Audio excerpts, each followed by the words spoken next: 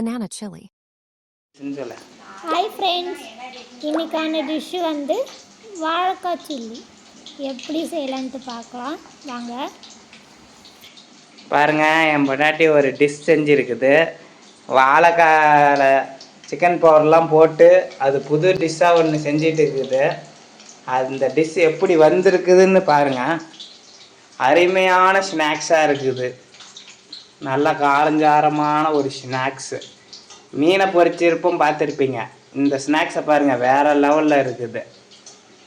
அப்படியே வாங்க, புது குக்கை பாருங்கள்.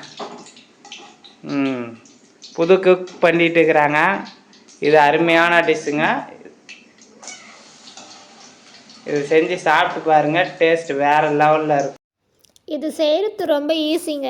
வாழைக்காவை சீவி எடுத்துக்கிட்டு சில்லி பவுடரில் கலந்து எண்ணெயில் போட்டு எடுத்திங்கன்னா வாழைக்காய் சில்லி ரெடி.